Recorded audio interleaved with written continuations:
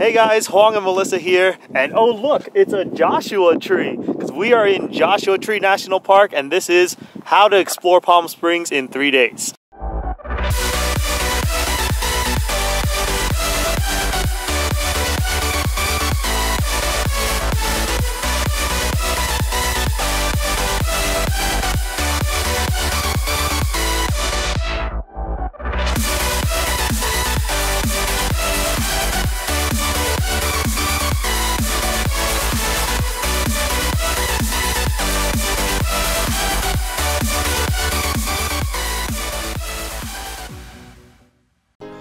We started off our trip by staying in the Doubletree Resort in Palm Springs.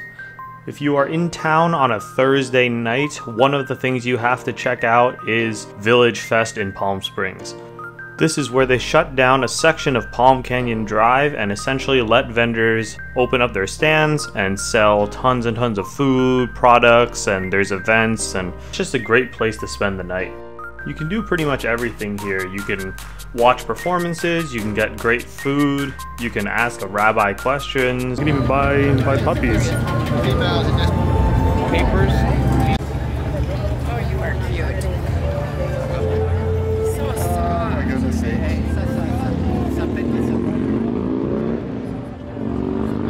So Melissa and I decided to try out the rotisserie chicken thing, so here we go. It was too tempting not to try it. It looks so good. We're gonna dig in. Mel, how good was that chicken? It was so good. So good. Totally worth. That was the best vendor food ever. Totally worth. Look at that, it's a red light. I guess we have to stop. It's an interesting little store. Zone Springs. I guess it's fitting because it is Palm Springs. Alright, hey guys, so Melissa and I are just heading out of the Doubletree Hotel where we stayed real briefly, and we are getting ready to head to Joshua Tree National Park. However, you look outside, you'll notice that it is hazy. I don't know if you can actually see it very well, but the winds are very strong today and sand is picking up and flying everywhere, so that's going to be an interesting experience, but we'll see how that goes. We set aside time to spend the whole day at Joshua Tree, and we just made a stop for an early lunch at a place called Two Guys Pizzeria, which was right outside of Joshua Tree National Park, and it was fantastic food. Upon arriving at the park, we realized that it is very cold in March. At least for us it was, because it was windy. There were wind gusts up to 25 miles per hour that day, so vlogging wasn't the best thing. Also, we had to wear a lot of our winter gear, gloves, and heavy jackets and stuff just because it was really cold. So just make sure you check the weather ahead of time and plan accordingly. Just because it's a desert doesn't mean it's going to be hot all the time. The landscape and the trees here are absolutely stunning. These Joshua trees are trees that only grow here in Joshua Tree National Park in this one location in Southern California. The terrain here at Joshua Tree National Park is absolutely beautiful. It's a place that you're really going to want to get out of your car and hike a lot. You're going to want to bring a lot of water and a lot of sunscreen because you will be outside a lot. And there really aren't a lot of places to fill up on water, so you're going to really want to make sure you bring enough for the whole day. So the park has amazing rock formations, one of the most famous being Skull Rock, and all of these rock formations are all over the park, so get ready to literally just pull over on the side of the road and check these places out. One of the things I was trying to look into before going to Joshua Tree National Park was, where do I see the Joshua trees? I was afraid that they would only be in a certain area and I had to go find them, or otherwise I wouldn't be able to see them. However, upon arriving at Joshua Tree National Park, and well, before arriving there, they actually grow in the whole region there. So there's a lot of them. It's like forests of them, so you won't miss it. We highly recommend allotting enough time to spend a large portion of the day at Joshua Tree National Park. We spent about 6 hours here, and a lot of it was hiking, and we stayed actually till after dark, so about an hour after sunset, and we did stargazing as well. Joshua Tree National Park is about an hour and 15 minutes away from Palm Springs. So we just see definitely an Instagram model standing in the middle of the road, her friend just helping her take photos. Hey guys, so that was Joshua Tree National Park. That was day one of our adventure, and we spent a solid at least 6 hours here, and there's just really the whole park is scenic. Before the trip, we spent so much time trying to plan, look up like must-see places in Joshua Tree National Park, but really the whole park is just full of places that you'll want to see. There's just places to stop all over the place, so you can see all these really scenic things, and you really just want to like free flow it. You just want to drive through, you see something nice, you go stop, you check it out, and that's really the beauty of it all. You don't want to be set stuck with this strict schedule just to have to go, you know, to these certain places, but the whole park really is beautiful. So we saw a lot of cool things like the random Instagram model that was Who's still over there. Who's still over there, yeah. We're actually really close to them. Yeah. And they look like they're freezing because the model is like wearing a dress with like sleeveless stuff, and it is cold. We were bundled up with our like gloves, jacket, and everything, and we're freezing. So, but that was a lot of fun. We saw a lot of other cool things too. We saw a guy bouldering. He was climbing up rocks. Yeah, he kept falling, but he was bouldering, so that was, you know, props to him. Yeah. There's a lot of cool things you can do if you're really exploring. There's a lot of trails that you can hike. We didn't really want to spend the time today hiking all of the trails, but there's a lot of really nice ones that if you really want to do that, then definitely you want to check those trails out. Also, definitely bring hand sanitizer because the bathrooms don't have a washroom. Like, they don't have any places to wash your hands. There's no sink in the bathrooms. And you want to bring water. But they have bathrooms. Yeah, water is sparse, so bring your own water. And then, bring hand sanitizer for the bathrooms. Aside from that, it's been a pretty awesome trip here in Joshua Tree, and we are off to get ready to go to day 2. Let's go. Hey guys, so we just spent the night at Palm Canyon Diamond Resorts, and we are on our way out now to go explore for day 2 of Palm Springs. Today we're going to be going a little farther outside of Palm Springs to a place that's pretty unique. We're going to be going to the Salton Sea, which is south of Palm Springs, and then after that we're going to be hitting up the zoo, and then we're just going to be exploring the area around that. So that's going to be day 2 of exploring Palm Springs. You ready?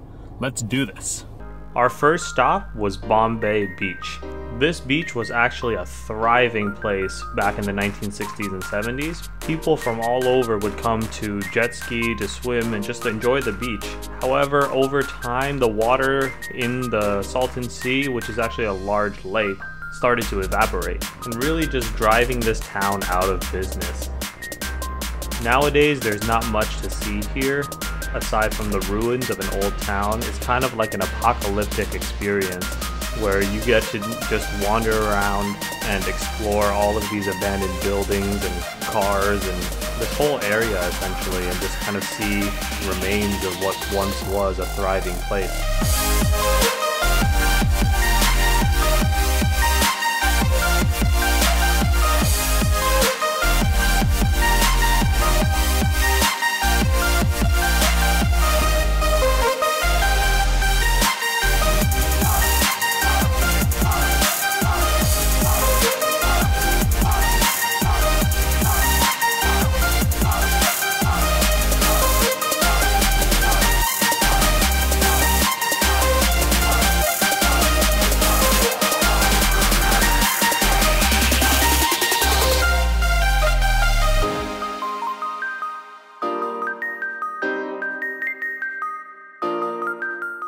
The next place on our list is Salvation Mountain.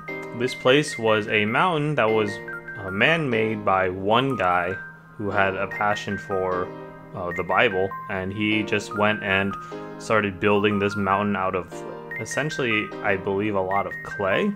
But nowadays it's near the Salton Sea, and it's a place that a lot of tourists stop by to go and check out his creation.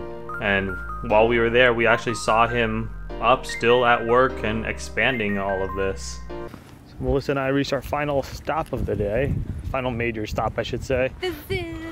The Living Desert Zoo. So, don't really know what's in store or what it looks like, but we know there's gonna be animals and it'll be fun.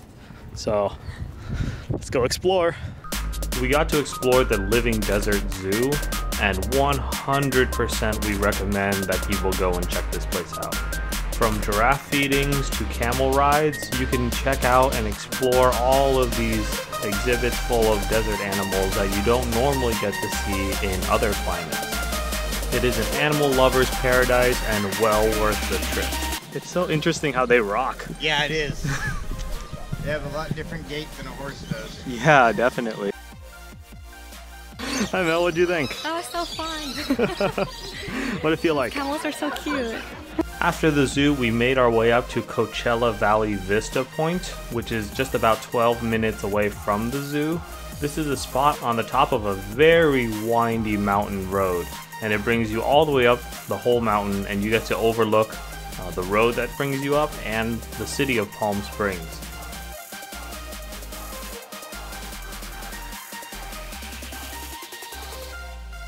Day 3 for us begins by traveling just to see the wind farm in Palm Springs. I was told that the entire city of Palm Springs is powered by wind, and it's very apparent why.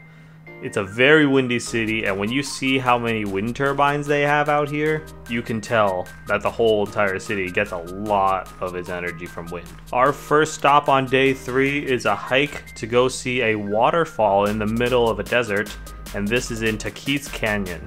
It's a relatively easy hike, about 1 mile each way, so 2 miles round trip. There is a river or a creek in the middle of this canyon that you will have to cross. You may get wet depending on how high the creek is, but it looks like, at least at this point, there's steps to get over without getting wet. While we were out there, it was relatively quiet in the morning when we went out around 9 a.m. However, by the time we were making our way back to the parking spot, a lot of people had come and there were traffic jams starting to form around the river crossings. We would suggest, if you're going to go on this hike, try to go earlier in the morning to beat the rush. Next, for lunch, we stopped at Lulu California Bistro. This is a place that we just randomly passed by in the city, and we saw a ton of people in it, and it is a massive restaurant, so we decided to figure out what all the hype was about and swing by.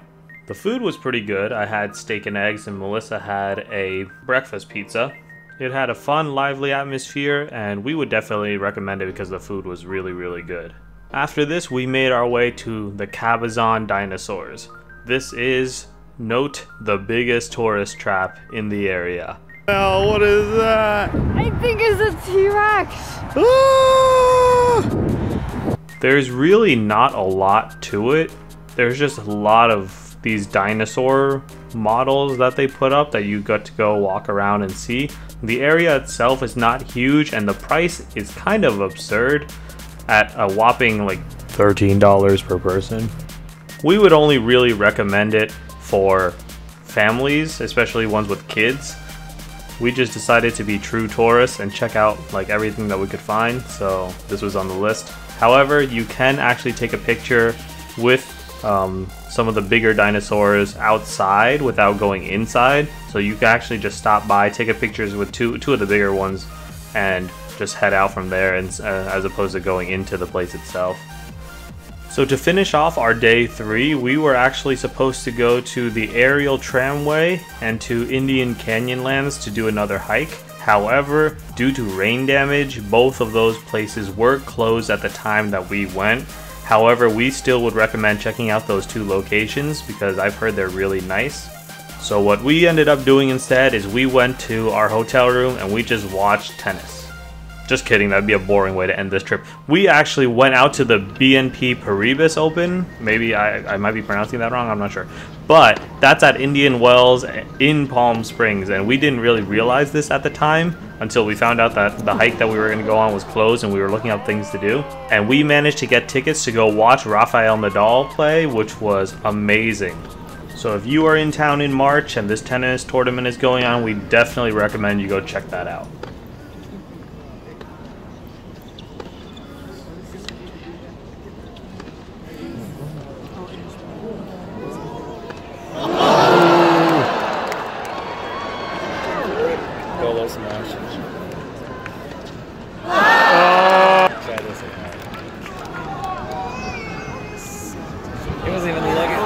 Over his shoulder.